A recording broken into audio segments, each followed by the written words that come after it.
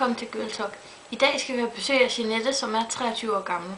Hun har problemer med sin vægt, og hun kommer her. Hej Jeanette. Hej. Velkommen. Tak. Jeg har nogle spørgsmål til dig. Ja. Hvornår begyndte du at tage på? Jamen, det startede med, at mig og min kæreste, vi havde kommet sammen i præcis 2 år. Og så blev vi meget uvenner den dag.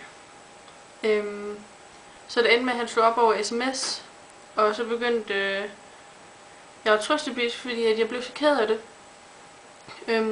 Og derfor begyndte det hele stort set. Begyndte at spise McDonald's og chokolade og alt muligt usundt hver dag. Jamen, synes du så, at det er flot at være fed? Ja, det er selvfølgelig flot, men jeg har jo vendt mig til det. Altså der i starten, der var det rigtig slemt, fordi at der havde jeg det vildt dårligt med alle folk. De kiggede på mig og snakkede om mig og sådan noget. Men jeg har vendt mig til det nu. Jeg var for eksempel en gang, lige da jeg begyndte at være sådan rigtig stor, hvor jeg var i Tivoli med mine forældre. Og når man er sådan nogle steder henne, så gør det jo ikke noget, man får altså lidt usundt en is eller sådan noget. Og når jeg gik rundt med den is, så kiggede alle folk bare sådan, det har hun da ikke brug for og sådan noget. Det er jo også ret nedladende, når folk de kigger sådan på en.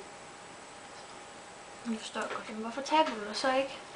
Jamen, det har jeg prøvet på utallige gange. Men jeg er blevet afhængig af mad. For eksempel ligesom en narkoman, der er afhængig af stoffer.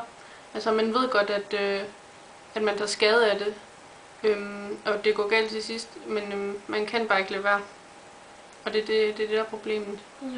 Det er svært at forklare. Men det forstår jeg egentlig godt. Ja. Jamen tak, fordi du gad at komme Ja, og men udtale om det. Ja.